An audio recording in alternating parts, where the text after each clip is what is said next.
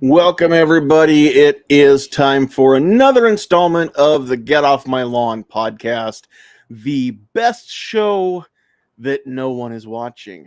So every week I say this. That's because of you. You're not sharing this enough. We would sure love it if you loved it enough to share it and get it out in front of the world. Um, help us make it go big.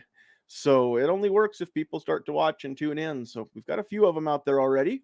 And whoops, I know I've got a few comments coming in already. Real quick, before I lose track of what I'm doing, let me refresh this on the old Twitter feed so that we can pin that to the top.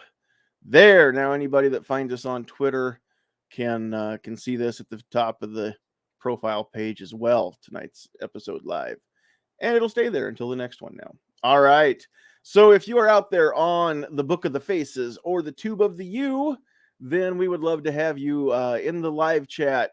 Drop those comments in there. Let us know you're out there, especially on the YouTube side. We can't see you unless you're dropping comments. And on the Facebook side, we never have enough comments on Facebook, not like in YouTube. So I'd love to have Facebook pick up and be as active in the chat side as what YouTube is. That would be cool. Over on Twitter, I can't put them up on screen, but if you're watching on Twitter, go ahead and get those comments, and I will read them at least, because now I have a window opened up where I should be able to see if I get notified that there's some messages on the Twitter feed there. So that'll be kind of cool. Hit the share button, like I said before. Hit the like button if you haven't liked the page or subscribed on YouTube, and leave those comments and hit the thumbs up button as well. Also, again, the disclaimer that we will try to remember every week moving forward: the views and opinions expressed on this podcast belong to the individual expressing them and do not reflect the views of any of our sponsors. We are not offering any legal or medical advice. We're not doctors. We're not lawyers. Nobody in the panel tonight is a sworn law enforcement officer. We're just dudes. Just a dude dressed up like a dude disguised as another dude. Not really. Just me. So, but those are some of the best conversations, I think, because we're not a whole bunch of quote unquote experts, but we know what we know. We know what we think, and we're not afraid to say what's on our minds. And so that's I think it's cool, and I think people like that.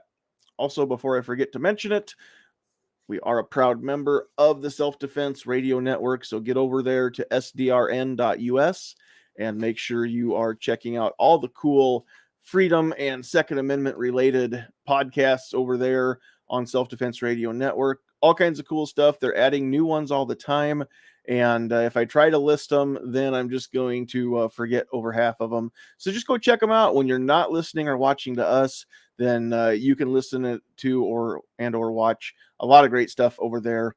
sdrn.us, Self-Defense Radio Network. All right. Real quick here, we don't have a large panel tonight, so that sometimes makes it more fun, though, a little more intimate maybe. I want to have this conversation, and I may end up getting a little steamed, so it may be good that I've got a couple of fellas to hold me back, proverbially at least. But before we do that, let's just say hello to we've got our fully semi-official co-host up there on the top of the screen next to me. We've got Defense Dad. What's up? Not much, man. Just got home from work. Basically got logged on. That's about it. Well, glad that the day is over now. I got home in time to get everything set up and send out invites and eat and then come in here. So I'm not that far ahead of you.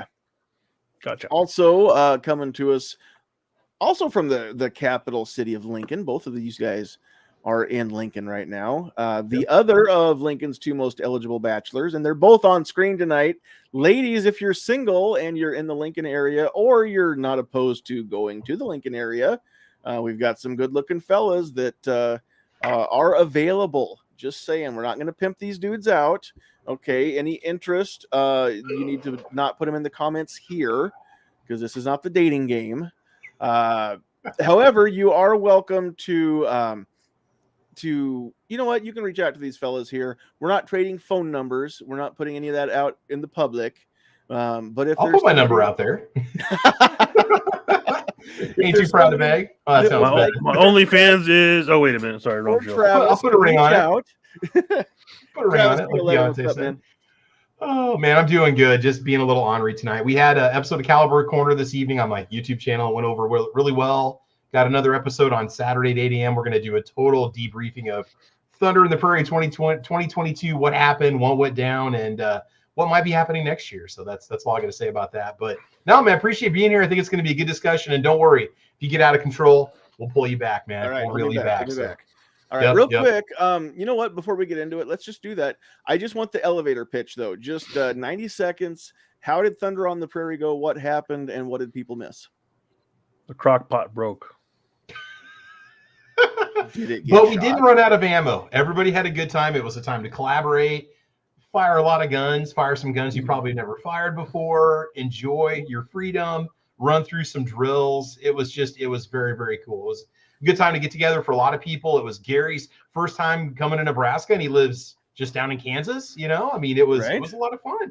Had a chance to meet these people that we get to talk to all the time on podcasts, but never get to meet in real life. So it was awesome. Very rewarding. It was a great experience, man. It was. I got a couple videos coming out from it. I think Shane had a chance to do some filming. I'm not going to talk about the result of the shooting contest that I had against Defense Daughter. But I was just going to bring it up. You might just have to watch that video and see if I let her win or not. So that's you guys were shooting for pink slips, right? So. Oh no, we had discussed that ahead of time. A lot of legalities. Thank God she was not old enough to receive a firearm. But no, yeah. Otherwise, it would have been pretty bad. So. Awesome. I live my life a 17-round magazine at a time. So, yep. Nice. It's like Fast and Furious. Yep. Nice. All right, dude. I almost had you. You never had me. Never had your car. I will say this: she really, really, really liked your gun. The Shadow 2. Yes. Nice. It's in the case right next to me. So I'll tell you what, make you a great deal on it. No, I got some sitting right here. I'm good. Let's just say it costs as much as a graduate class in college. So wow. They're very, very proud of those, but that's because they're high quality stuff. So it's fun. We'd love to be able to. Champ.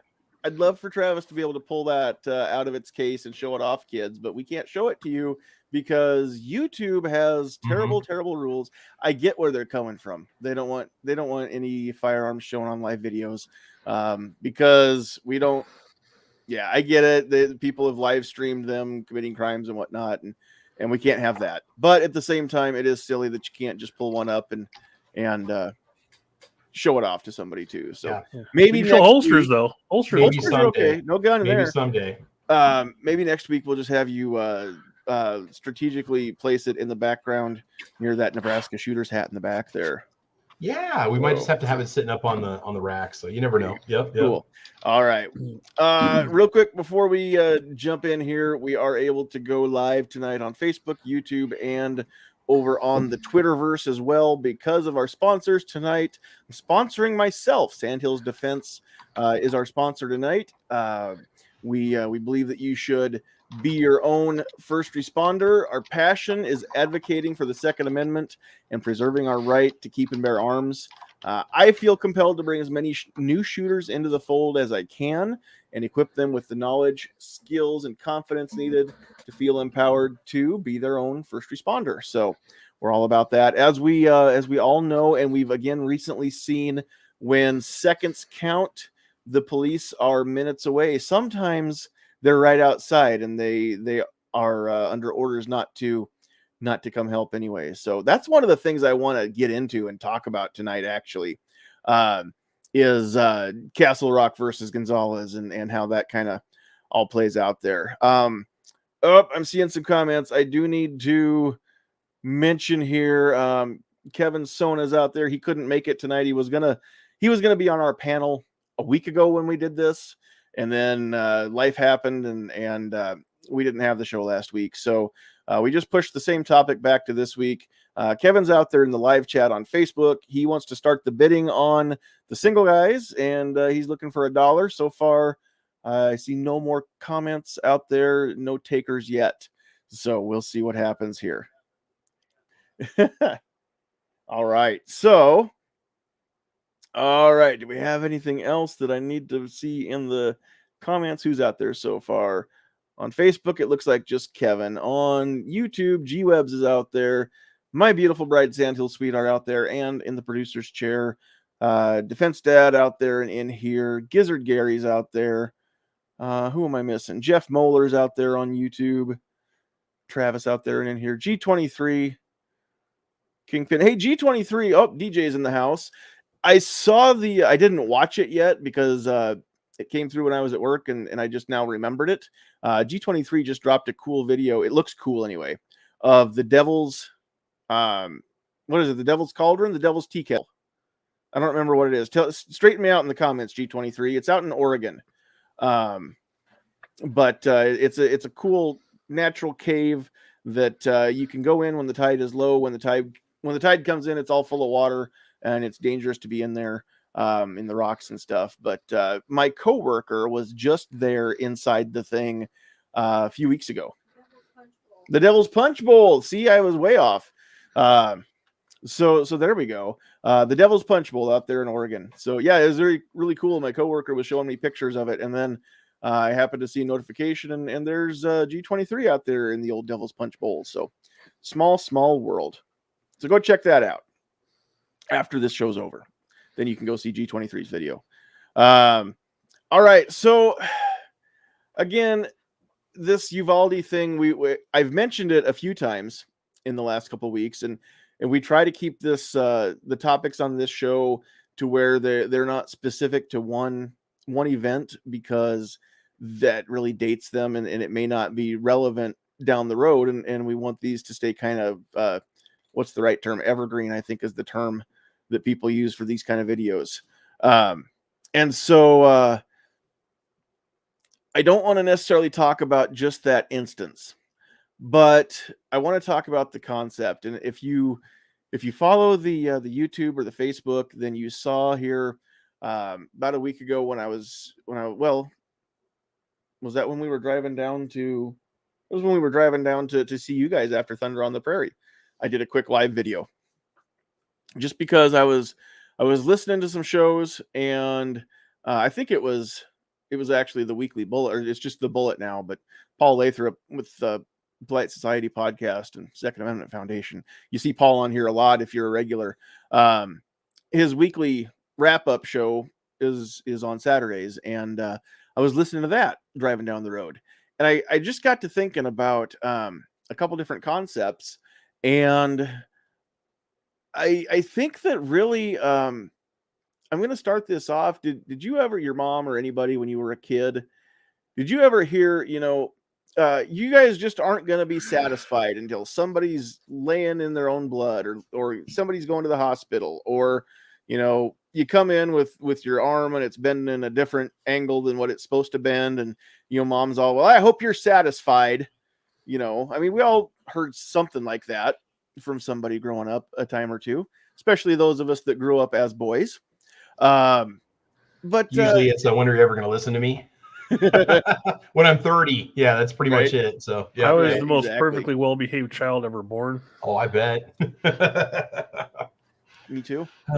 Me too. Yep, we have that in common. No, but honestly, we've been hearing for how many years now that we need to defund the police because the ACAB, all cops are the word that means your parents weren't married to each other. We hear this kind of crap all the time. We hear that we need to get rid of police. They don't do any good. All they do is kill people who are innocent and just mess with people who haven't done anything wrong. We hear these sentiments all the time from some of the more loud-spoken left-leaning people. And of course, we all hear how terrible it is for anybody to own firearms, even before these recent incidents, the scary black rifle that is a death dealing machine, and they're able to just kill a bunch of people in less than a second or whatever the latest thing is. And now our high caliber rounds like the 9mm that'll blow a lung clean out of your body. all kinds of fun stuff happening lately, right? But two sentiments have kind of overlapped here. Number one, defund the police. Number two, we need to ban all these guns. We need to ban all these so-called assault weapons, semi-automatic firearms, 9mm, all the stuff that Sloppy Joe wants to get rid of here. So when we do see something where we have somebody who takes a firearm, misuses it, commits crime with it, is a murderer, the cops show up, they don't do anything. They apparently had already been trained on what to do in this situation, but they didn't follow their training. The parents showed up. The police wouldn't let them in. Finally, a parent did show up who had armed himself. But I'm just thinking, why aren't more people happy that this is what we get when we don't have well-trained police? This is what we get when we have disarmed people. That's what everybody wanted. Why aren't we happy about it? Why are we so upset that this kind of tragedy happens when it's the inevitable natural result of the things that people have been screaming for? They got what they wanted, and they're still not happy. But why is nobody talking about this? Nobody on any of the mainstream media that I have heard has brought up the fact that, people should be happy that the police didn't do anything, because they wanted the police gone anyway. So, I don't know why the cops even came. They should have sent a social worker. But I'm being a little bit facetious here, but I'm also being serious because I'm pissed. This is what you get, America. This is what happens when you don't want the cops doing their jobs, when you don't want civilians protecting themselves and each other. This is the kind of crap that happens. You wanted it this way. Now you want to piss and moan because it's not the utopian society where everybody sits around singing Kumbaya and I'm an Oscar Mayer wiener. Well, what did you think was going to happen? This is where our founding fathers need to take us all by the ear, sit us down, and say, I hope you're satisfied. This is the kind of crap that goes on. So if you're not fired up, and now you're thinking about this, and you are getting fired up, and you're getting as pissed off as I am about it, good. You need to be. So what do we need to do here? I mean, first of all, let's just kind of deconstruct this a little bit. Am I completely off base here? What do you guys think? Don't tell me what you think I want to hear, but I'm just curious. I mean, is this not what these people were asking for? They got the very thing they wanted. We kept hearing for calls for a reduced police presence all across the country, everywhere, or replace a cop with a mental health worker for calls instead of having two police officers go have one and one, and people don't seem to understand that when you remove a law enforcement presence from anywhere, then bad people will do bad things. I don't understand why that's so hard for people to understand, Mm-hmm. If we didn't have any armed guards in any banks anywhere, I think you would have a massive increase in bank robberies. Mm-hmm.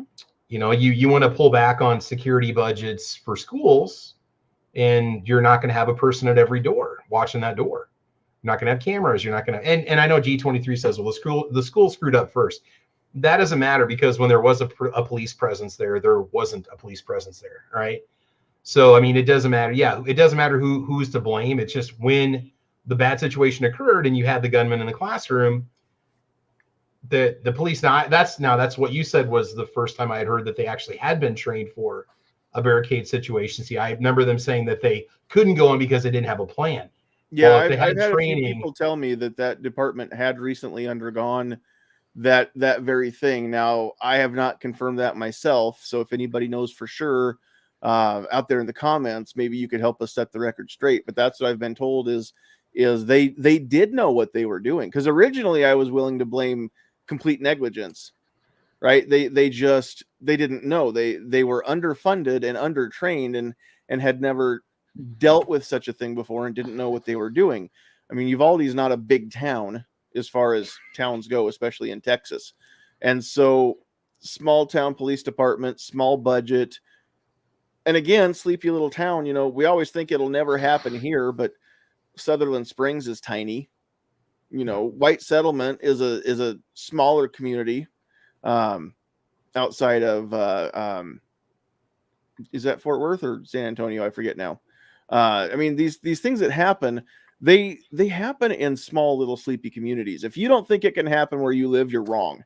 This kind of crap happens in communities just like yours every day somewhere.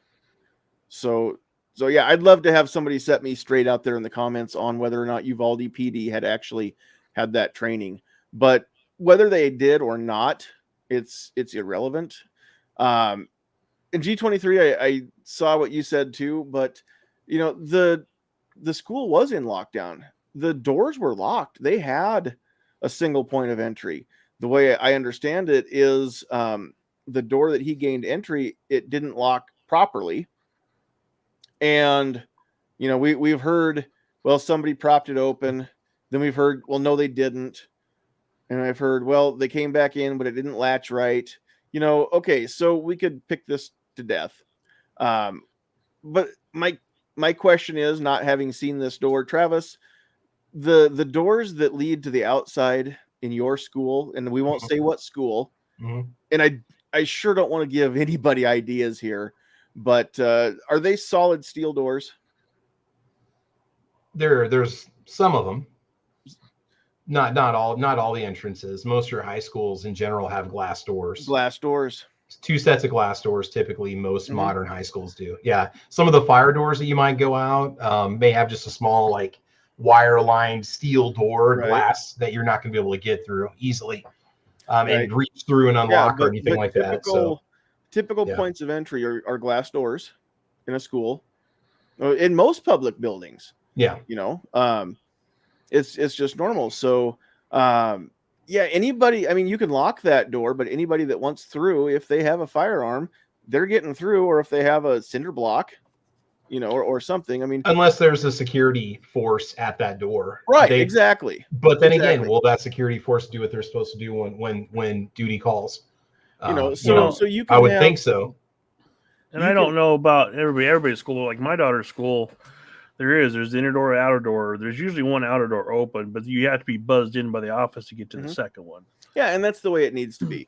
And that's how the schools are here in our town.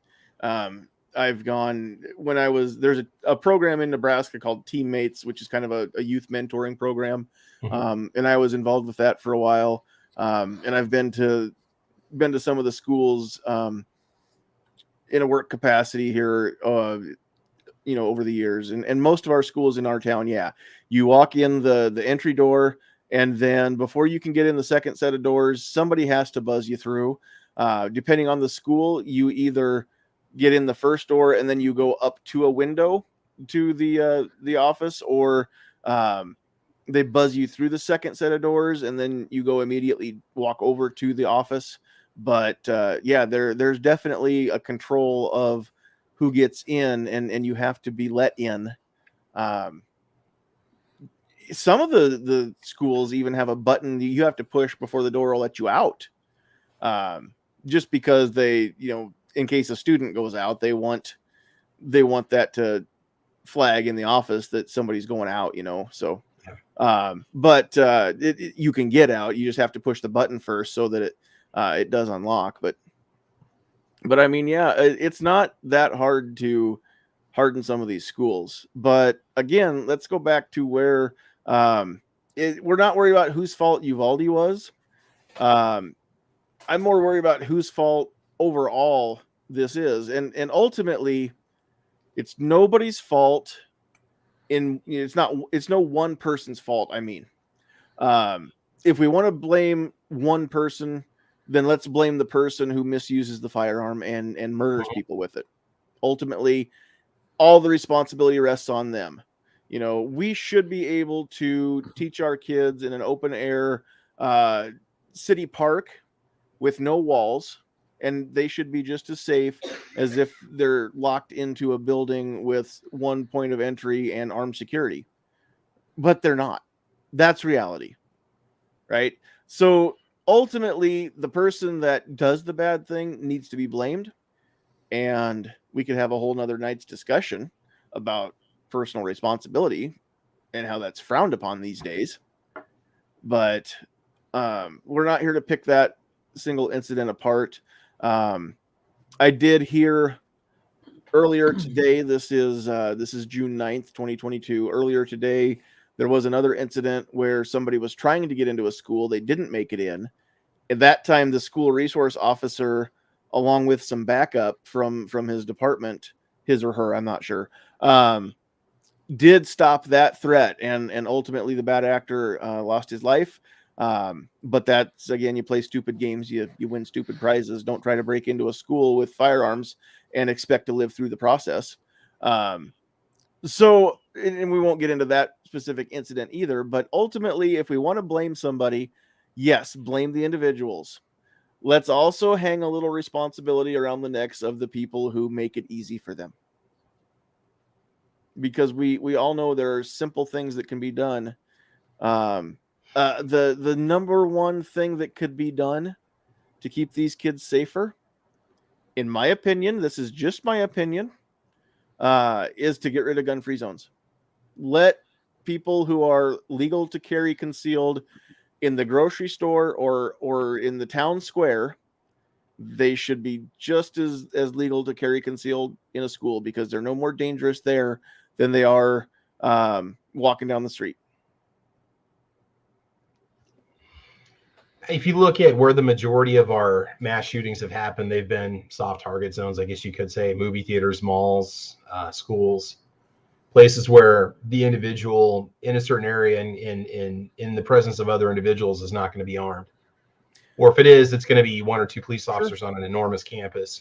I mean, you look at where the majority of now, when I say mass shootings, I know what the police definition is, 2 or more. So, I mean, it could be a gang shooting on the street. It's considered a mass killing. FBI definition's 2 or 3. Is that what it is? The definition changes depending on who's doing the research and what story they're writing. Okay. Or what story they're telling. Ultimately, it used to be 4 or more, I believe. Okay. Then it got well, what was the deal? I don't remember who. Somebody published an article, a paper here several years ago now, and it made big news in the 2A community, saying that, how many mass shootings there had been, and how, the United States was several hundreds more than all the other countries on the globe put together. And they started going through and putting together the numbers. And then John Lott and the Crime Prevention Research Center went through and just completely obliterated that report. And looked at all the numbers themselves, couldn't come up with how the other guy got any of his numbers, couldn't get him to comment or respond. But laws were made based on his paper, not Dr. Lott, but the first guy. Laws were made citing that paper, and then Lott picked it apart and completely just blew all of its credibility. And of course, the laws haven't changed since then. But that was, I don't remember now if the standard for the FBI was 3 or more, and then they changed it to 4 or more in the other countries, or the other way around. But it's just like they skew the numbers for school shootings. They say, well, we've had 300 school shootings this year. Well, if you count all of the gang activity that happened on school property, then that sometimes happens. The last report that I read, when they were talking about how many school shootings there had been, even counted a guy that went to a schoolhouse that was closed. It was no longer in use, still school property, and was sitting in his car in that school's parking lot of that school that was closed down, and committed suicide with a firearm. And they counted that as a school shooting because it happened on school property. So the numbers are always skewed. I don't care which side you are reading the findings from, always check them, right? I mean, we know that. Always double check the numbers, but sometimes it's really hard. I've tried.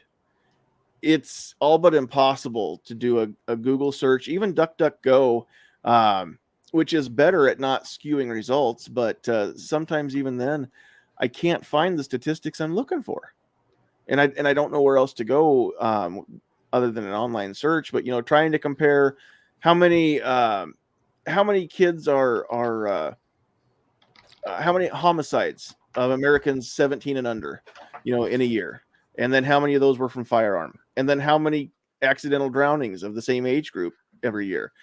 I was trying to look that up the other day, couldn't find all the info that I wanted. I still can't compare any of those numbers because I don't have that data. But it's just every time somebody wants to say, well, we've got more shootings than anywhere else. Okay, yeah, that'll concede. I'll give you that one. We've got way more shootings than any other country in the world. Do you know why? No other country in the world has this many guns. We're also not the highest murder rate per capita. Have you ever seen that top 10 list? No, we're nowhere near it. Oh, no. We're not even in the top. No, we're not in the top 10 at all. I'm probably in the top. I don't know where we are right now, but it's not. Yeah, you got El Salvador's number 1, Honduras is number 2, Venezuela's number 3, U.S. Virgin Islands are number 4, Jamaica is number 5. Places where the average person can own a firearm, and you've got extreme poverty and crime. Yeah, but the other thing and gangs that rule, that they want to do to skew the numbers is they want to focus in on only violent crimes committed with a firearm and call them gun violence, which is another made-up term. Gun violence is no more deadly than hand and foot violence or blunt object violence, right? But we don't talk about knife violence in the news. So you can put laws into place and then track whether or not gun violence goes down and try and bend those numbers to fit your narrative. But you got to look at overall violent crime. And it wasn't just a couple of years ago that London eclipsed New York City for violent crime. And that's a place where it's almost impossible to own a gun, especially a handgun. In England, you can have maybe your bird gun, your double shotgun, the occasional rifle, but owning a handgun for a civilian is very, very difficult in the UK, from what I understand. And yet London has more violent crime than New York City, to the point where the mayor is actually designated some areas downtown London that you couldn't drive anymore because too many people were committing crime and violent crime with vehicles, and they ban knives because you take the guns away. And it's weird how people still are violent. People still commit crimes, but nobody wants to talk about that when it comes time to take away the guns. So I've been trying to think how I want to weigh in on this. I'm going to be very careful how I word this, because first off, the issue that what happened in Uvalde, that was terrible. Those I don't want to take away from it. Those kids don't get to live to see their dreams come to fruition, that sort of thing. I hate it when people use that kind of stuff for political gain, or they try to politicize it. So that tragedy happened because of one evil person, right? As the question as far as the police officers, I don't know if you can really, without being in the situation, even if they had training, they were put in the situation, I don't know. I'm not going to comment on that because you don't know if they had a good shot to take them out. They're put in a position where they've had training, but they haven't been in a live situation where there's kids in between them and the person. So I'm not going to speak to that situation, but what you touched on is how to protect kids. And that's where I definitely agree, is it shouldn't be a gun-free zone. The people who are trained, willing, and able to carry that gun and be able to take the responsibility on to step in and protect those kids, it should be that way. So for nothing to do with school like this, every year we have at work, without saying where I work, but we have an engagement survey we have to take out. And one of the questions was, do you feel that we provide you a safe place to work? Me being honest, answered no, because my particular store is sandwiched in between the public school offices, a large grocery store, who is a gun-free zone, and right across the street from a mall, which is a gun-free zone. And you see in the front of my store, it's 40 or 50 feet of just glass. Mm-hmm. So those are supposed to be semi-confidential, but I was like, no, I don't. So I don't like these gun-free zones because that is where these things happen. Whether it's a school, whether it's a mall, whether it's a nightclub, you name it.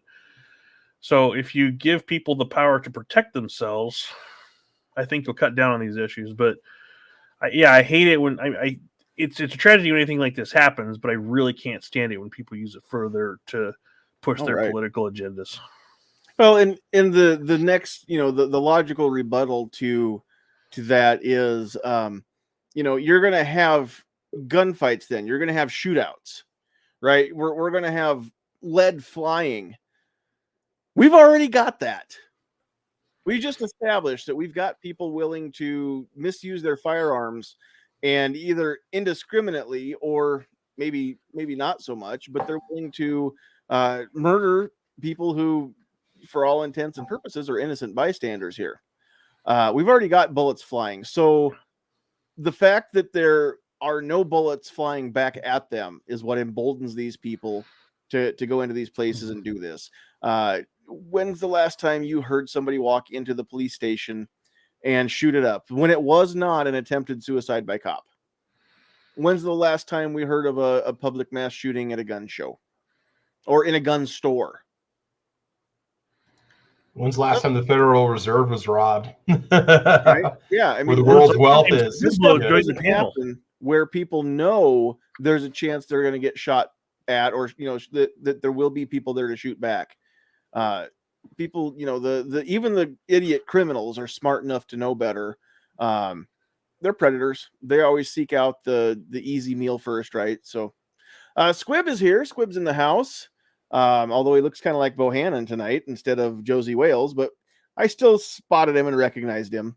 So, what say you, sir? I mean, can you present a brief question and I'll try to give you an answer? Oh, sure. Let's see. I don't know. We've just kind of been talking about a whole bunch of stuff. Have you heard most of it or any of it? No, not really. I mean, if I go off the context of the past, 2 minutes or so, I could probably, why don't I say something based off that? And if I'm totally off, well, let me just preface this real quick. Basically, I started off the show ranting because people have been saying for a couple of years now, we need to defund police. People have been saying for years and years and years, we need to take away the guns, especially the scary automatic ones. Well, we had a couple overlap here where the cops showed up and didn't do anything. We had people show up who didn't have guns, parents that weren't armed, that couldn't override the cops and go in there and get their kids out. And yet now the very people who are screaming to defund police and screaming to disarm the citizens are still crying and wailing and gnashing at the teeth because these innocent children got murdered. And I don't want to make light of the innocent children getting murdered. It's terrible, and I don't ever want to see that happen again. But they kind of got what they asked for, and now they're mad because this happened. So that's kind of where we're at tonight. Okay. Well, all right. The defund the police thing is more talk than action. Okay. The defund the police. Okay, there's two government agencies that when they talk about cutting their budget, and these are the two that come to mind first. I'm not saying they're the only ones, but they're the two that come to mind. When they talk about cutting their budgets, they're not talking about cutting their equipment, the place they work at, their training. They're talking about cutting their paychecks. They're talking about cutting their benefits. They're talking about cutting their pensions. And that's police and teachers. And both have strong unions.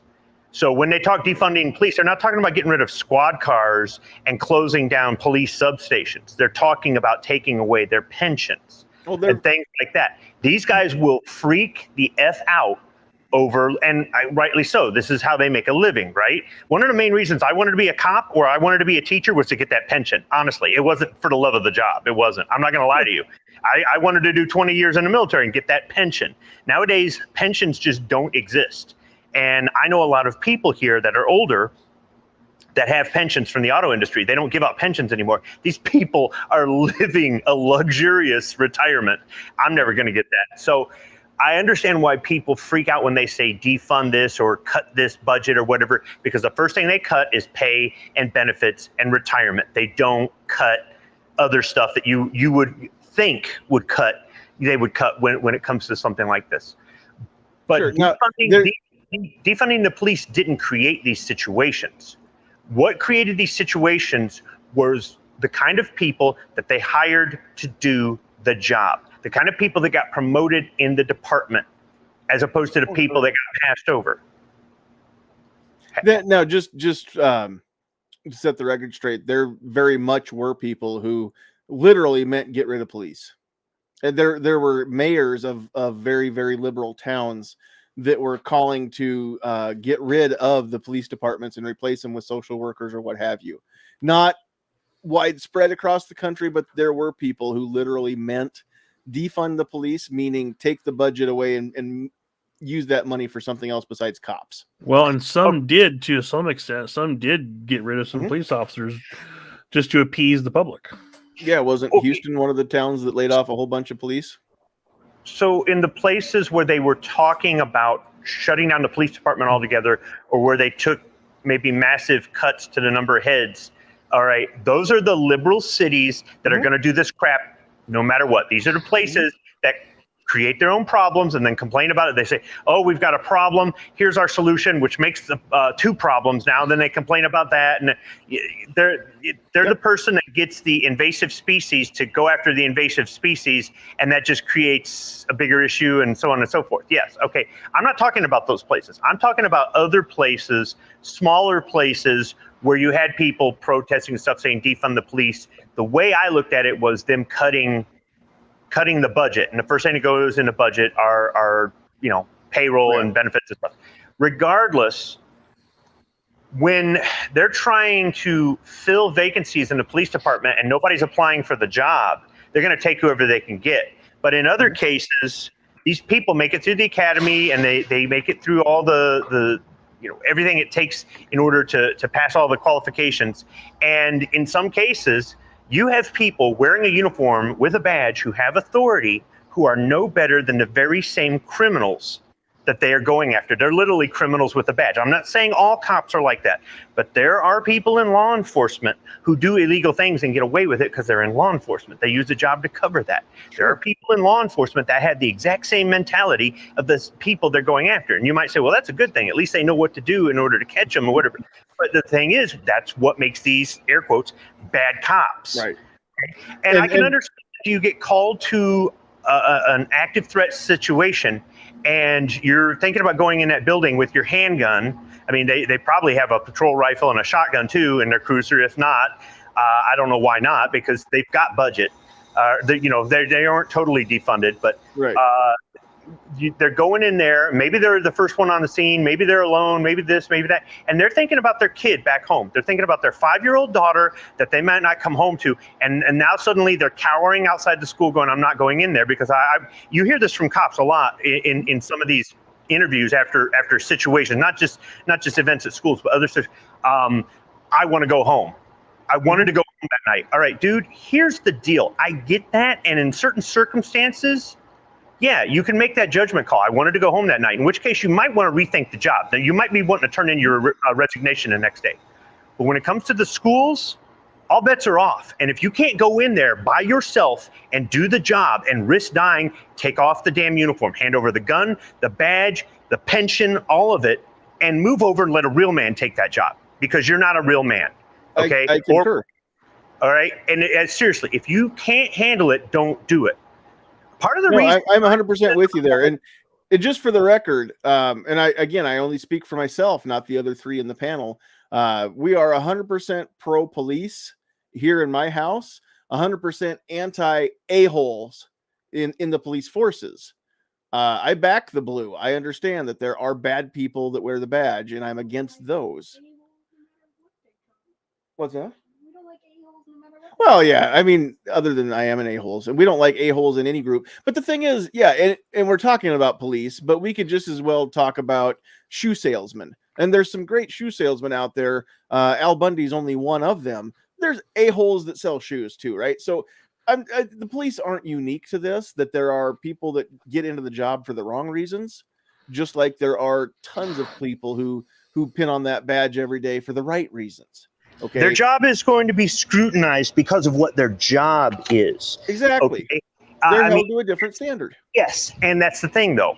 A lot of them that I have heard think they're above the law. Maybe not. I shouldn't say a lot. Enough of them. How's that? There's a real broad term. Enough of them I've heard say things, think they're above the law, and it's like, no, you need to lead by example. Mm-hmm. And I don't think they understand that. And they don't think they're beholden to you or me, the citizens, the taxpayers. They think they're beholden to their police union or to their captain or their sergeant or to the commissioner or the mayor or somebody like that, right? And it's like, no, you work for me. You work for me. And that's why a lot of people will tell you that the county sheriff is the last bastion of security that protects, you and me, the common people, because the county sheriff, number one, is the supreme law enforcement officer in their county, and the feds can't tell the county sheriff what to do, neither can the mayor or anybody else. Ultimately, the county sheriff is only beholden to the voters themselves, right? You get a bad sheriff, you replace them with a better one, right? But that's why, by and large, especially, in a state like mine that has as many rural counties as what we do, I mean, county sheriffs, it's not a political thing. It's not nearly as political, I guess I should say, as it is in the, like Lancaster County, Douglas County, that's Lincoln and Omaha. Those are completely different scenarios than they are for the rest of us out here, where it is a rural area. The sheriff does have just, I guess, a different esteem is the word I should use, maybe, compared to some of the other law enforcement officers, city police or what have you.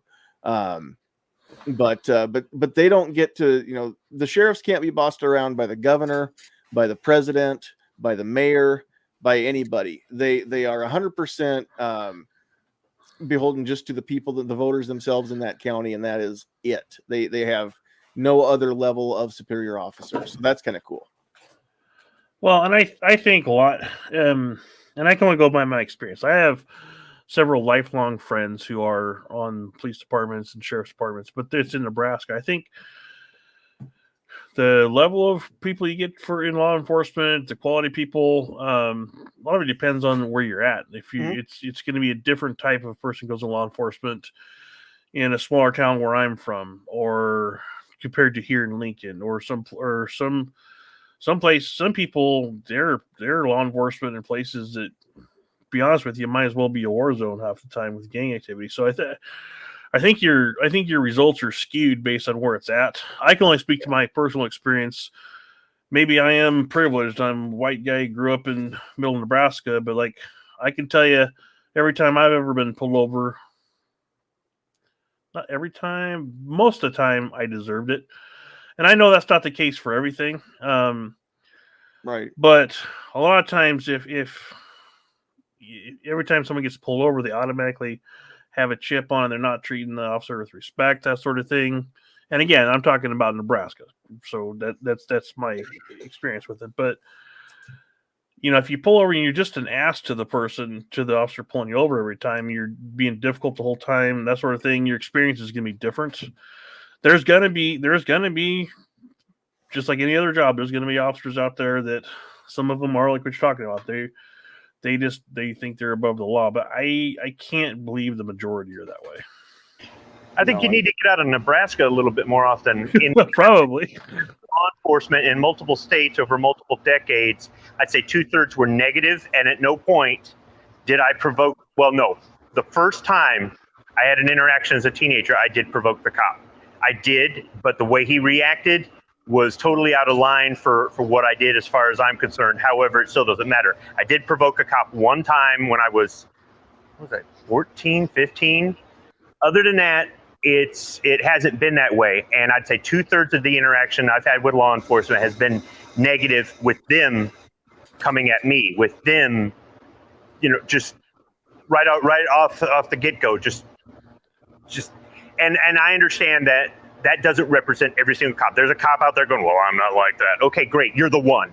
Great. So why don't you do this? Clean up your effing house, all right? I can't do anything about the police because I'm not in the union. I don't work in the department. I'm not on the other side of the thin blue line. You clean up your house and then come tell me we're all good cops. But until you do that, I'm not anti-cop, but I'm not pro-cop anymore. And here's the thing. I do the same thing in our community, in our culture. If you listen to me on these shows, I go against the grain sometimes because I'm speaking for myself. I'm not just being in the echo chamber. I'm not being a sheep. Some of you guys say stuff sometimes, and I don't think you think it through, and you don't realize that you're saying something that isn't true. It's not historically accurate, not legally accurate. It's not something like that. Or some other thing, and we're all in the same group trying to do the same thing. But your argument could easily be unraveled by an anti-gunner with half a brain. Seriously, you didn't think it through, and I will blast you right on air because I police our house. I clean up my house. So I am asking law enforcement in their community to do the same thing I do in my community, the 2A community, the online YouTube community. And I know sometimes it doesn't make me popular with people, but it's truthful. We can't go at them with an argument that is so flimsy and baseless that we're no better than them. So if you're a cop and you want to say, I'm a regular person like everybody else, I have a family home, that's great. But just understand, you have this job, you have this obligation, and if you can't handle it and that sort of thing, then maybe you really need to go find another job. And I can say that from the heart because I served in the military. And I remember, putting on this uniform means I got a target on my back. I can remember when they had the bombings at the disco in Berlin, I believe it was, and a bunch of service people got killed. And I'm on liberty in Europe, and Americans stick out like a sore thumb in Europe, especially when the ships are all in port and they can see the fleets arrived, right? Mm-hmm. And I was thinking about stuff like that. I could get attacked right now because I stick out like a sore thumb. They know I'm an American, and there's nothing to protect me here. But still, that comes with the job. So it's not even just in combat or in training where you run a risk. And I accepted that risk because I took an oath, and I meant it when I took that oath. I took it seriously when I took that oath. Cops take an oath too. If they don't mean it seriously, if they're just in it for the paycheck and the benefits and the pension, I got nothing for them. What do you do though if you meet that one cop that says, "Look, I want to clean stuff up. I want things to be better in my department, but I'm bucking a union. I'm bucking entrenched upper, I guess I don't know the right word, but upper management. The political appointees and people that kiss the right political booty to get where they are, alongside bucking the union in order to clean this house, and I can't do it. I'm just one person. So what do you tell that person? They do the job because they want to be that one point of light in the darkness. But that's all in their department. Maybe that's all they're going to get to be is just a single point of light. And the light may never spread. So what do you tell that person then? You're one person. Defense Dad's one person. Travis P11 is one person. I'm one person. There's other people in our groups that are one person. They're in different states, in different cities, different time zones. Some of them are even in a time zone that makes sense. We all collectively are pushing back We're fighting the unpopular fight. We're fighting for everybody's constitutional rights, even the people who hate us, even the people who say no one should have this constitutional right. Even Cheeto Man, who sits on the couch with his Mosin Nagant and eats a bag of Cheetos while we're at the rallies and we're writing letters and we're sending emails and we're doing live shows and we're taking new people to the range and we're doing all the things we do. So if you're in law enforcement and you're trying to change law enforcement, not just in your department, but also maybe in your county, your state, across the country, then do what we do. At first you're alone, but then you find there's another person and another person, and then you network out with other people. And one way or another, you get it turned around, or at least you fight the good fight. So if we can do it with the Second Amendment, with as much pushback as we get, anybody can do it. Sure. And I agree to that. It's just, you know that somewhere out there, somebody is that single person who, because nobody wants to be the nail that sticks up and gets hammered back down. Everybody keeps their head down. So they all think they're the only ones in their department. There may be several, but none of them want to stick their head up because, and here's the reason, right, wrong, or indifferent. A lot of those people do that because they know that they can't do a lick of good if they get fired. True, but that same attitude is why they cower behind a fire truck outside the high school while kids are getting slaughtered. So, once again, if you're not willing to do the job, here's the deal. If enough people said, I'm not willing to do the job, or I don't want to be a part of this, and people literally that's not part of the job. SCOTUS has ruled on that. Putting yourself in harm's way or protecting other people is not part of the job. Okay, well then we all think it should be. Okay, I agree, fine. If it's not part of the job, then when I mow down 20 of them trying to get into the high school to get my kid out of there because they're cowering outside, I'm going to say, well, it wasn't part of their job, but so they were armed, and in a way, they were a threat. It was self-defense then, because I'll go in there and do it. Here's the irony of that, because they, in their, and whether or not they knew this, it was Castle Rock versus Gonzalez, 2005 SCOTUS case that ruled that the police don't have a legal obligation to protect citizens. That was a case where a lady had a restraining order against her either ex or at least estranged, soon to be ex-husband, and he kidnapped their 3 kids, and she couldn't get the police to do anything about it. Later on, he murdered those 3 kids, and she sued the city and the department. Ultimately, went to SCOTUS. They said the police aren't required to protect citizens. So legal precedents out there. Now, here's what's crazy about that. That being the case, maybe that could be part of the reason why. Okay.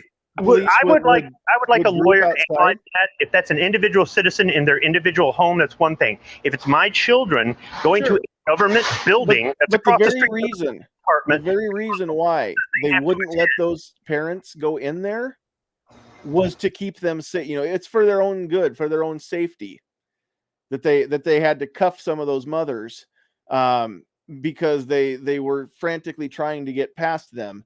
And so they put parents in handcuffs for their own safety, all the while having the legal protection of a SCOTUS case that says they're not required to protect anybody. So see, the irony is just now. Look, dude, if you're gonna devil's advocate, I can't give you an answer. So if you're gonna devil's advocate, I can't give you an answer. That's fine. People need to think about some of this stuff. You obviously don't want an answer. I want people to think. I don't always care what the answer is, as long as they're thinking about this stuff. I want people to think about the fact that nobody has yet come out and done a little jig because the parents weren't armed and the citizens weren't able to take guns into that school. The teachers weren't able to carry in that school. Nobody's dancing a little jig, even though they have what they wanted. And I want people to think about the fact that nobody's come out and publicly applauded the fact that the police, because of the sentiments of police are bad and we don't want them around, oh, look, they didn't do anything. Well, there's people ought to be happy about that because of what they said earlier indicates that they should be happy about such a thing. As sick as that would be, clearly hopefully nobody's sick enough to actually come out and publicly say, well, I'm happy that the police finally didn't do their job. But that's what I want to do tonight is get people to think about this and how ironic, how sick some of these thought lines are. Ultimately, this is where they lead. Sometimes I wonder. Sometimes I wonder when you do these shows, who in the heck are you trying to reach? Who is it that in your personal life that is just this messed up? Dude, I wouldn't do a show if I was trying to reach people in my personal life. I'd text them. Not just this one. It's just some of the other shows too. It's like you're sending a message to somebody, and I'm going, who are these people? Probably nobody that'll ever see that. Not if they were in my personal life, I'd text them. So nobody that I know personally. It's just the sarcastic, sick side effect of wanting something and now wanting your cake and now eating it too, and look at what comes with it. That's kind of the idea. Don't cry for years that the police aren't, that we need to get rid of them. Don't cry for years that we need to disarm the population and get the guns out of schools. And then when this crap happens, we all lose our mind. Oh my gosh, how could this possibly happen? It's like hanging a shark-free zone sign at the beach and then just completely losing your crap when there's a shark attack. What did you think? That was going to do something? Yeah, no, I guess the way you're going about trying to make the point is just really kind of, okay. You know what? It is okay because like 6 minutes ago I should have gone back to work. So I'm off break. Got to go back to work anyhow. Thanks for. We'll catch you later. Yep. Well, here's part of what I worry about. Back to them politicizing all this stuff. So you say, how can you prevent this stuff? And our argument's going to be not only one, arm the people who should be armed to protect themselves, but when they use this stuff to come after our right to have certain rifles or handguns or anything, our side's going to fire back with either shall not be infringed, or it's a mental issue. We need to go more with mental. And they're creating this kind of perfect storm now because they're going to use stuff like this to, okay, you say you want to go after mental health, red flag laws. Mm-hmm. So every time we have something like this, they gets politicized and they use it to their own vein to get their own. There's nothing that we can possibly say that they won't either turn around and use against us or just ignore. That they can't use against us, they'll just ignore. That's true. No, the mental health thing I've been saying for quite some time, and I've said it a lot here in the last couple weeks, that it's no better. This stuff happens, and there are two knee-jerk reactions, one from each side. Knee-jerk reaction from the left, we've got to ban these guns. This wouldn't have happened if this kid couldn't have got a gun. Knee-jerk reaction from the right. It's not a gun issue, it's a mental health issue. We need to fix mental health, or whatever is the case. This wouldn't have happened if he'd been taken care of or something. But that's not. Neither side's completely right. Neither side is looking past their own logic in looking for its fallacies. We can't just blanket blame mental health any more than we can blanket blame guns, because mental health isn't the only issue here. Millions of people every day in this country alone struggle with mental health challenges, whether it's bipolar disorder or depression or PTSD or what have you, that would never, ever, ever murder somebody. But mental health is still what gets brought up, to the point now where if you stop 10 random people on the street, if you stop enough people on the street, random people, that you get to 10 gun owners.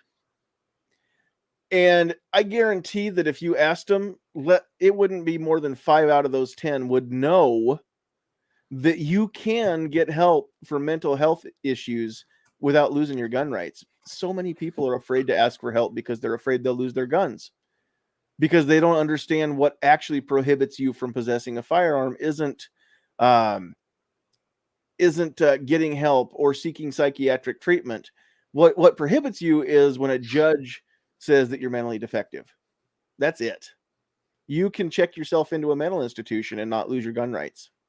But people don't know that. They're so terrified because the right has done just as much to stigmatize people who struggle with their mental health as what the left has done to stigmatize people who don't want to give up their firearm rights. So it's both, but neither one of them is the whole issue. The issue is very, very, very nuanced. Again, we go back to this one instance, but time and time again, we kind of see a pattern where these people are bullied. These people feel like they're less than they should. They need to do something in order to become somebody, become known, to get their self-esteem or whatever it is. What causes that? People being ugly to each other. Kids, no matter how much parents bully kids. This particular kid apparently had a lot of crap happen in his home life that created the perfect storm, or it's a terrible way to say that, but it created this series of like an environment that he was so that it affected his thinking, and he might have had some serious challenges with mental health that he dealt with and didn't get the help that he needed. Yeah, or it was there and he didn't get the treatment. There were so many failures on so many different levels. So what ultimately caused the problems that he had with mental health? People being ugly to other people. Do you know what's the one thing that you'll never ever solve ever? I don't care how long you work at it on this planet, is people being ugly to other people, because it's been happening since the second two people that were, the third and fourth person that have ever been put on this planet. Well, and time again, I mean, how many times have something like this happened, and then they come to find out, well, there were warning signs, but nobody did anything about this. This one was being monitored by this ABC, government group. This one had stuff, but their parents knew they're having problems or whatever. And so they use every single one of these to use a proponent for more gun control. But what they don't ever come out and say is, no matter how many gun control laws you have or how little control, you're never ever going to be able to legislate the intent that's in someone's heart right here. Some people just have evil in their heart, and they're going to find a way to do it. Yeah, and you can't unring the bell. You could eradicate every firearm from this country. Okay, honestly, you can't. We all know that. That's never going to happen. But if it were possible to destroy every gun in America, there are tons of people out there who know how to build them that will start tomorrow making more. Whether that's legal or not, there are people there will always be guns in this country. You'll never get rid of all of them. Now, I think that's a great thing, because getting rid of them is definitely not going to be the answer. We see through history what happens when you get rid of the guns and the people can't have them. So that's not the answer. We all agree on that part. There's tons of people that say, well, if we could just get rid of these. Well, yeah, and if your aunt just had nuts, she'd be your uncle. She doesn't. She's not. So there you go. I guess that's probably a dated saying anymore. 2022, you can't really say that, because maybe your aunt does have nuts. I don't know. She used to be your uncle. Well, even if they did succeed in banning all then it's going to be knives, or it's going to be bow and arrow, or it's going to be they're going to find something. Right. Yeah, it's just like the red flag laws. This may be nitpicky. My number one issue with red flag laws is that they're called red flag laws and not gun confiscation laws. Call them what they are. Let's just own up to the fact that, when you care enough to take somebody's guns away and leave them all the chemicals under the sink and the chainsaws and the car keys and the electrical cords and the toasters and the bathtubs and the knives and what have you, the bowling trophies, you only take firearms out of the home. Somebody that you've gone before a judge and said this person's a danger to themselves or others, and yet really all we're interested in is getting the guns out of their hands. Okay, then just call it a gun confiscation scheme, because that's what it is. But no, they won't do that, because that's not good for optics. It's like a couple years ago in Lincoln when McAllister introduced a suicide prevention bill that would ban automatic shotguns and long guns from being sold to people under 21, and it would ban a whole bunch of stuff, and somehow attached in there that CHP classes had to include a section on mental health, and that's what made it a suicide prevention bill. Well, no, you're just looking at taking away people's rights. I testified against that bill, and during my testimony, I looked across the room at Senator McAllister, who had introduced the bill, and said, "I honestly resent the fact that I'm here testifying against a bill that's named suicide prevention. But you are being disingenuous with what this bill is about by calling it that." And I looked him in the eye when I told him that. So I was reading an article that was basically praising Australia for their gun control and what it did to reduce suicides in their country by gun. yeah, And then I looked into the statistics a little bit further, and it turns out that the 5-year span after they had banned whatever they had banned or made it difficult to get guns, handgun ban. I don't think it's handgun ban, but whatever they had banned, that their suicide by hanging had actually gone up. They had 1,500 that had happened over 5 years, whereas before they had 500 suicide by gun reported. You their know, it's like, homicide- yeah. their homicide by gun rate had steadily been going down even prior to their ban. And so then they claim, well, yeah, the homicides by gun went down during this time. Well, they were already going down. So correlation does not make for causation always. So another interesting statistic in the U.S., we're talking about knives and stuff. You're actually 4 times more likely to get killed by a knife in the U.S. than you are a rifle. Oh, yeah. Just get that out there so people know. Yeah, and as G-Webs has pointed out in the past, school children are still more likely to be struck by lightning than shot in school. But yet everybody's losing their minds about this because this is something that's not, I guess, a natural phenomenon, I guess. I don't know. I don't want to downplay it. For those of anybody out there who's listening or watching who's lost somebody to a senseless act of violence, whether it's with a firearm or otherwise, I don't want to downplay how horrible that must be. I don't. But the fact is that this crap keeps happening. We keep making it easier for the criminals to do this. We keep making it harder for the good people to defend themselves.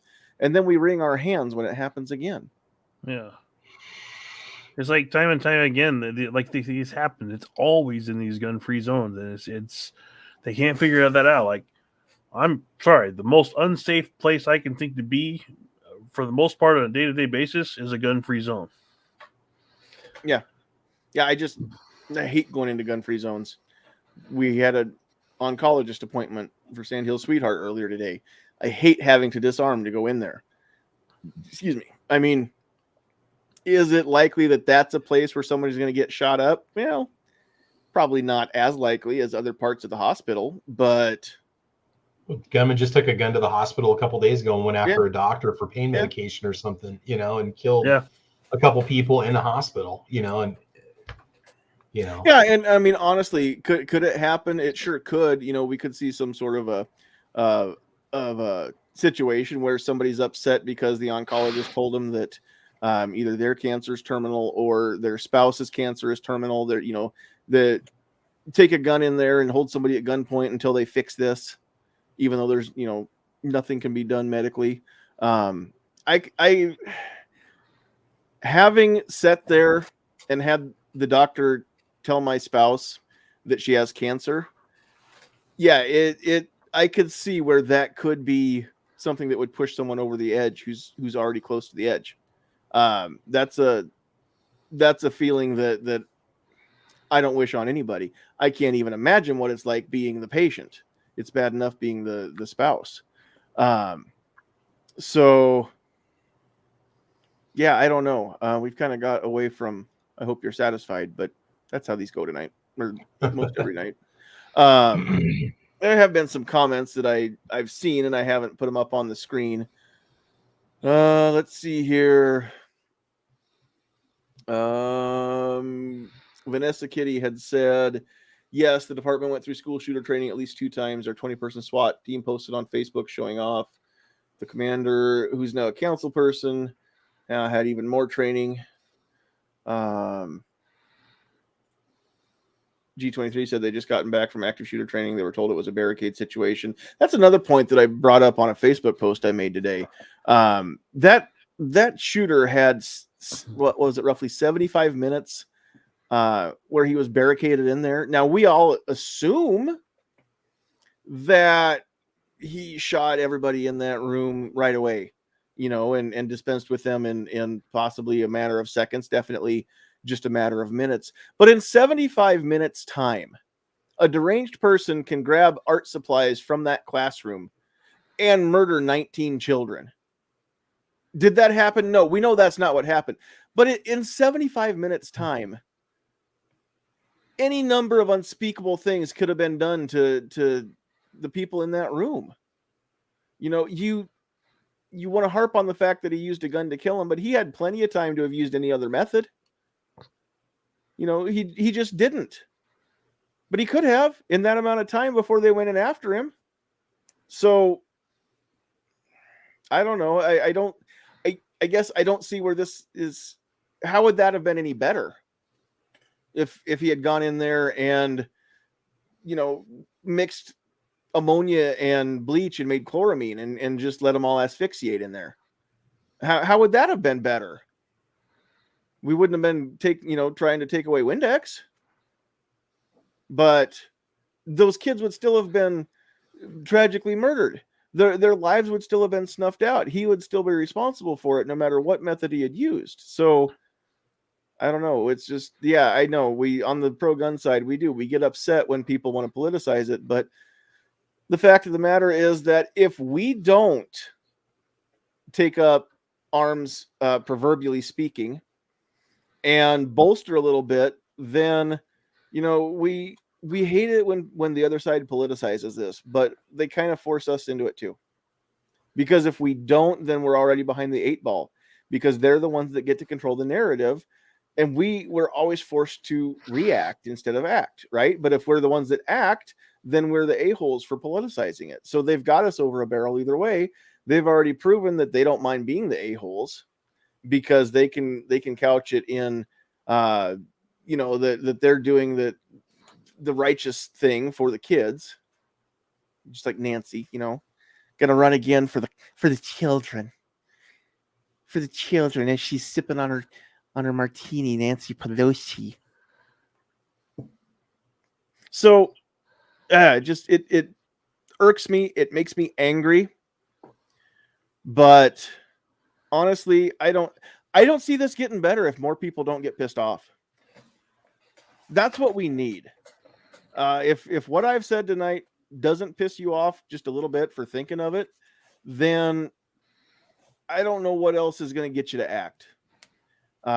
We don't want to lose the rights that we have to own firearms. We don't want to see innocent kids get slaughtered either. We've tried this their way. It's not working. So rather than throw more laws onto the pile, and all that's going to do is create more criminals, because you ban things that I own, and then I either have to make myself less safe or I have to become a criminal. Those are the choices. With the stroke of a pen, overnight, now I may be a felon.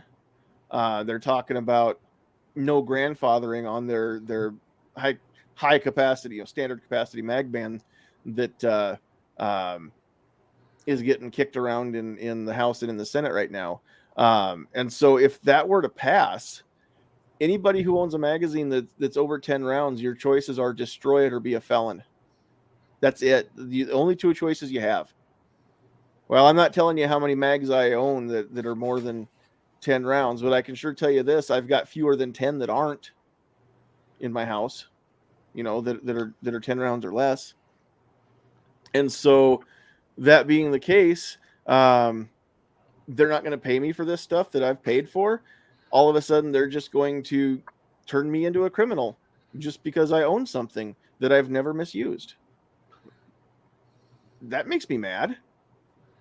All because somebody did something wrong. I didn't do it wrong. This other kid did something wrong. He's the one that committed the crimes, but he's dead. We can't hold him accountable for it. So I guess they want to take it out of all of our hides instead. And then when more people die because they can't defend themselves, I don't know what the next step's going to be, but we know it's not going to be back towards the right direction. So I'm just saying, we've already tried it their way. Their way isn't working. What do we have to lose? We've got bullets flying through the air now. We've got babies dying now. So what do we have to lose if we just free this up and let people police themselves, since the police obviously aren't going to do their job all the time. And even when they will do their job, they're not always close enough to do it right away. You know, those of you that know police officers, or if you are one, how many times do the police actually get to the scene in time to prevent a violent crime? You know, yeah, you can end an active shooter, but not before they've already taken lives. So, let's see. There were some other comments. Oh yeah, Sandhill Sweetheart. Their motto say to serve and protect. Not in our town. I just looked at the cop car earlier today. It doesn't say anything about protect. It says service. I don't remember what it says now. I couldn't get my camera up and take a picture of it. Service to the community or something like that. You know, three things written on the rocker panel of the vehicle, but protect isn't one of them. Because I intentionally was looking for it and it's not there. Well, I'll go back to. I'm sorry, go ahead. Kitty said the same thing. Most all police departments up where she is have removed the protect part. Yeah. I'll go back to something that Squib said. He was not here anymore. Like he's, you know, if someone signs up for that job and they're not willing to do their job, they should get out of there. That's true, but I wonder how many people get put in a situation where they can have all the training in the world they want to do, but until they're physically put in that situation, they don't know they're just like all of us say we as gun owners, we'd say we would protect everybody, but most of us have never been in the situation where we actually have to pull the trigger. And there may be some people out there just can't do it. I would hope those ones that are in the law enforcement decide they can't do it, go find something else to do. Right. But we're talking in broad terms about a group of people that until they're physically put in that situation, nobody knows what they're really going to do. Right. Yeah, and you got to remember at the end of the day, Ag Riser kind of said the same thing. If officer safety is their main concern, they need to get the frack out. Yeah.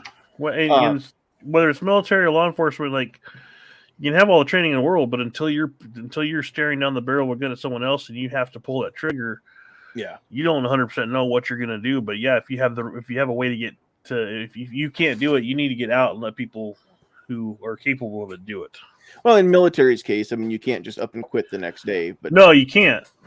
But that's just it, though. We talk about that. We've talked about that on the show before. Is having that mindset. Can you take somebody's life if need be to defend your own or somebody else's? Those of us that carry regularly, we all think we can. Lord willing, we'll never find out. But you're right. I mean, we don't know until we're put in that situation. Will we freeze? Will we be able to go back and fall back on our training? Do we have enough training to fall back on that our body goes on autopilot and the muscles kick in? That response is tuned enough that it kicks in for us and we don't have to think about it. Being a fairly new instructor, I mean, the lack of training that even I have, there's so many things that I want to do training on, and it's not all physical stuff. A lot of it's intellectual too. But just getting out there and practicing that draw stroke with an unloaded firearm in your home. I mean, going out to the range and finding a range where you can draw from concealment. Not every range will let you do that. But just to draw and fire, and just build that muscle memory is so important.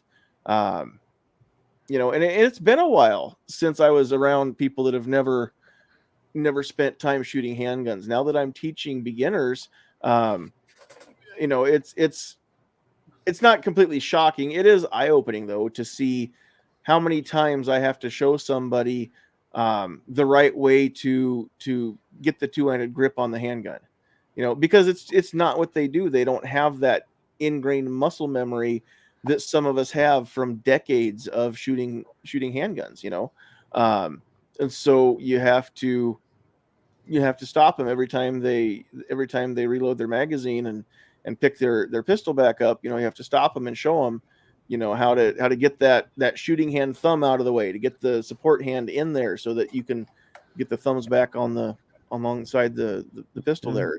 All that basic fundamental stuff.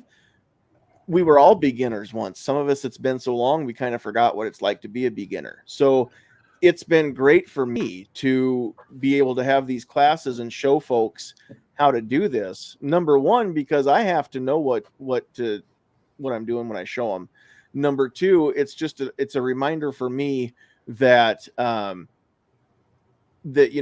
training that these people are getting from me and will hopefully continue in their journey with their self-led training and instructor-led training. It just kind of reinforces how important it is that I don't let mine slack off either. I need to stay vigilant. I need to work on my draw. I need to work on my grip. I need to work on my stance, so that I don't get sloppy either, especially now that I have to lead by example sometimes.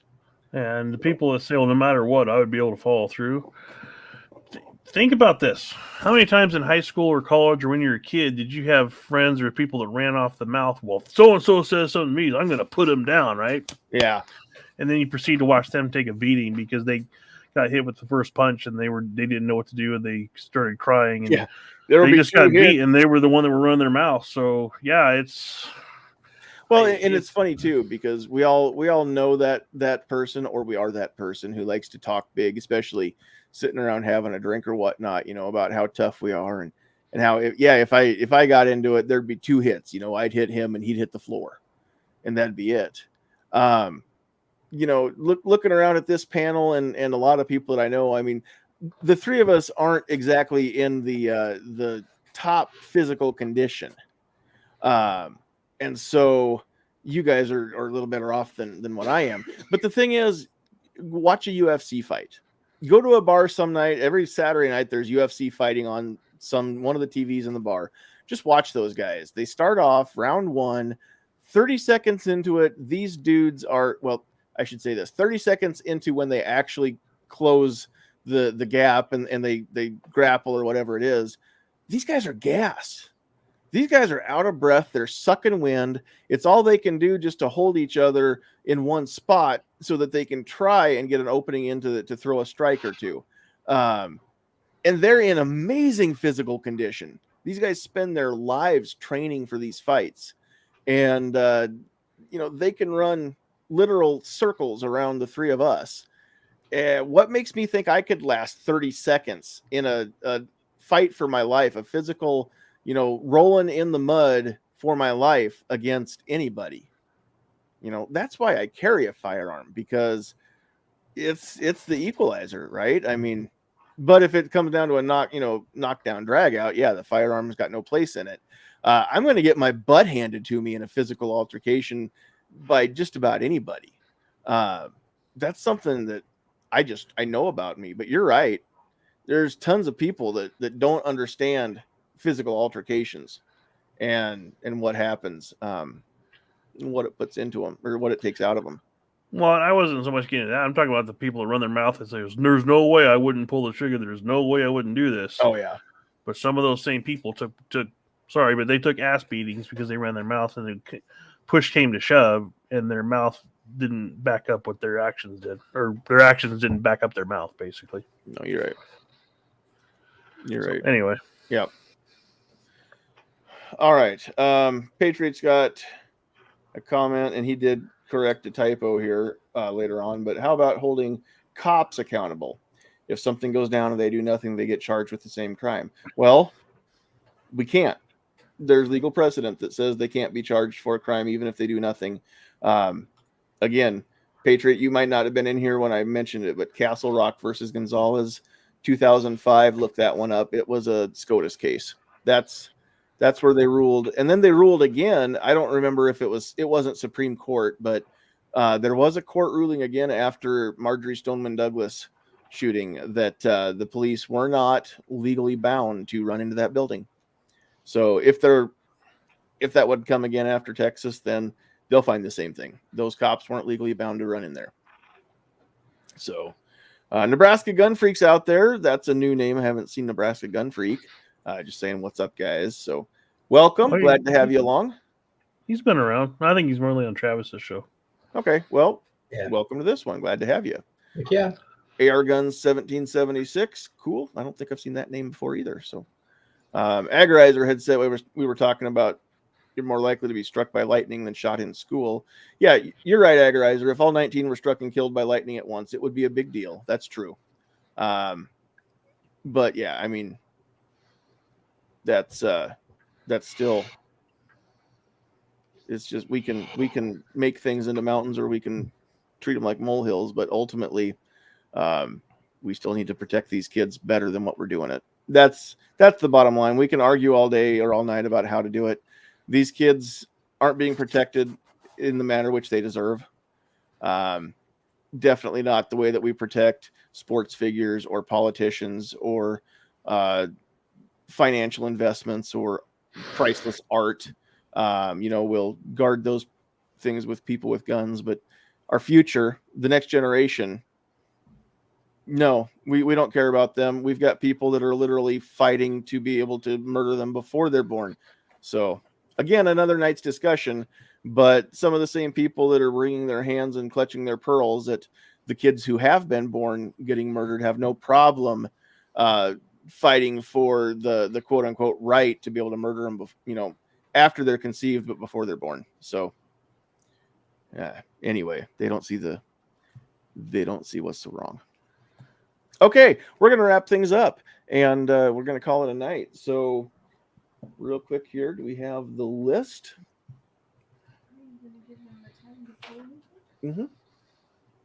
All righty. So out there on the Facebook side, looks like we only had Kevin on the Facebook side. On the YouTube side, out there we had Gun Websites, Kingpin, Defense Dad, Gizzard Gary, G23, Jeff Moeller, DJ Play Nice, Scott 79, Vanessa Kitty, Blitz, Agorizer, Mike, Patriot in the Dark, AR Gun 1776, Nebraska Gun Freak, and I see Opie Radio is in the house as well. You can be on the lawn for a little bit. We're about to wrap things up, Opie. So welcome. Hope Andy and Barney are doing well. You young kids out there, that don't even worry about that one. So, let's see. Patriot says, okay, let a real sheriff that makes officers sign contract. If they do nothing, they lose their pension and get fired.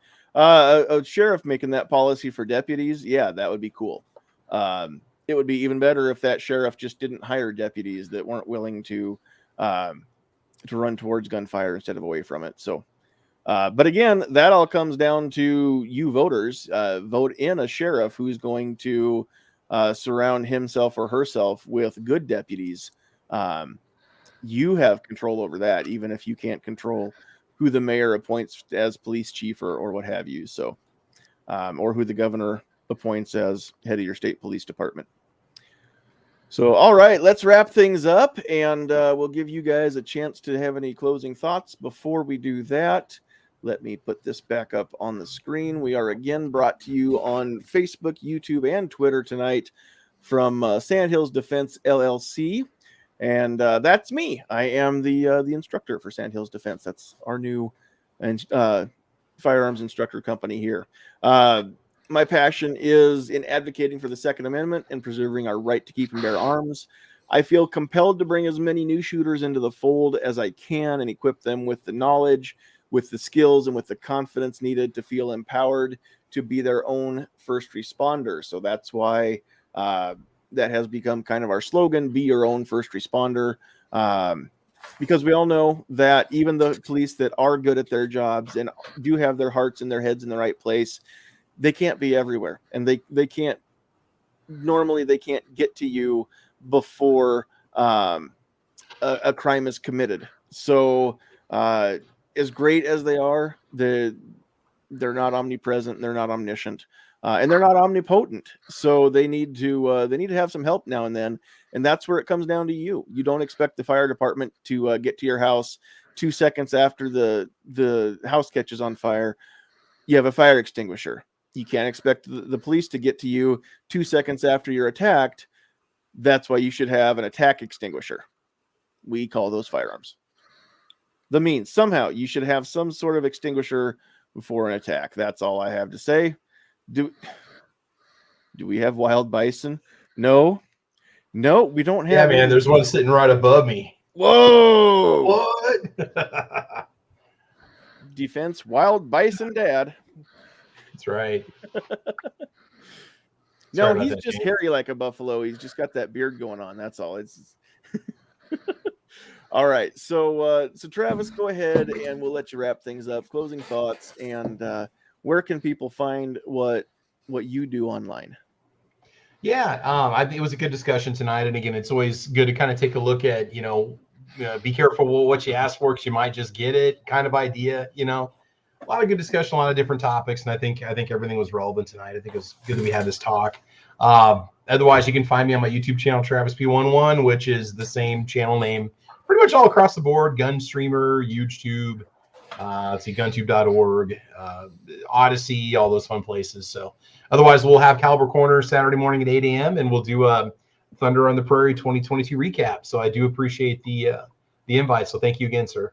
All right. And people can find the video for the recap that you made out there on the channel right now.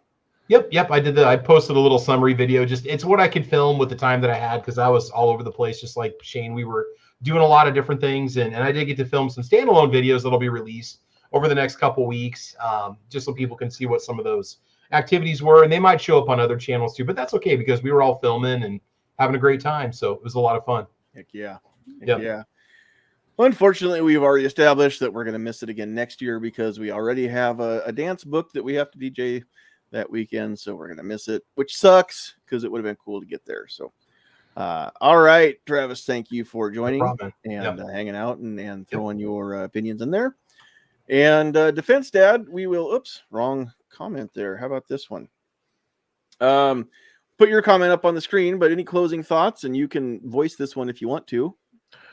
I mean, it was a good show, but yeah. So what I was going to say, like the people that call for the defund police, they specifically were saying you need to stop hiring these ex-military people, the people that think it's a war zone and everything. But those are the people that are going to be willing to charge people like the kid at Uvalde or whatever. They're going to run towards the fire. If you hire all these people that have master's degrees in psychology and everything, but are going to freeze up, I mean, you get what you pay for.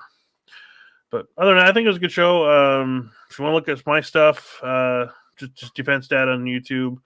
I didn't get as much filming done as Travis did because I had my daughter there most of the day, and I was concentrating on helping her shoot. But I have enough footage for a couple of videos. Cool. All right.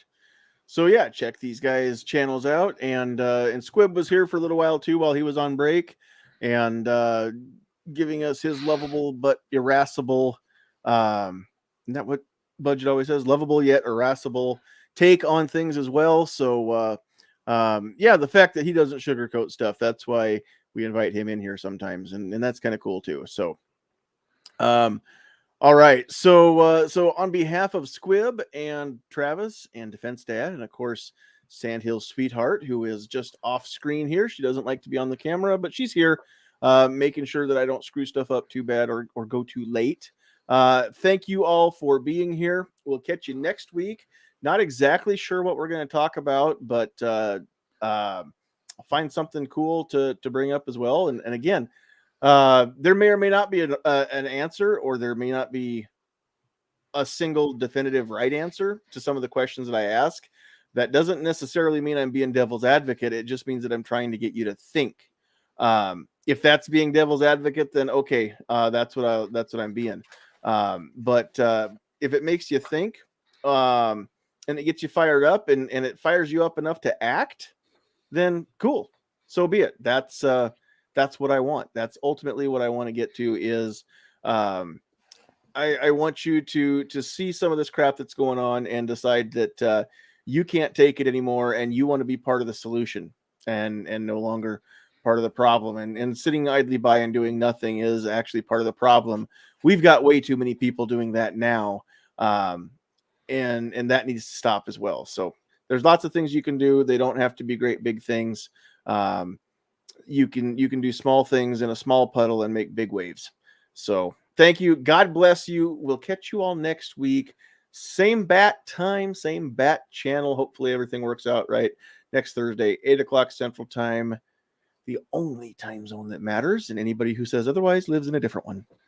All right.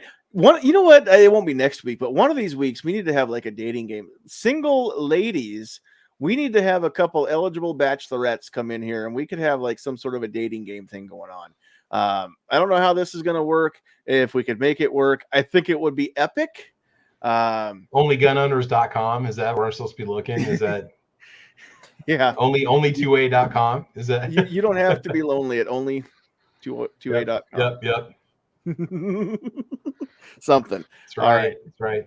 Only2a.com. That could end very, very badly too. Look, here's the thing. These guys are both looking for eligible young ladies who, don't have a lot of debt, have an extensive gun collection and a stockpile of ammo. I got that covered. Please send a picture of the firearms and the ammo. They don't really care what you look like as long as you can shoot and you're willing to share your 9mm with them. That's the biggest thing, ladies. So the key to a man's heart is either through his stomach or through his pistol magazine. Those are the two best ways to get in good. And so I don't know. I'm just throwing crap out at this point. That's all right. That's fun. Single ladies, if you want to be on the dating game, we'll try to put something together. I am serious about that. That would be amazingly cool to do. See if we get any takers. Email me nesandhillsmedia@gmail.com or just drop a comment in here on the YouTube or on the Facebook or the Twitter, and we'll hopefully see that and we'll see if we can make magic. You could do audience polls the whole night, have polls popping up like who's got the better answer, Travis or Shane, or let the audience decide the fate. Something we'll figure it out. Oh man. All right. On that note, we're gonna get out of here. We love you guys. God bless you all. Get off my lawn.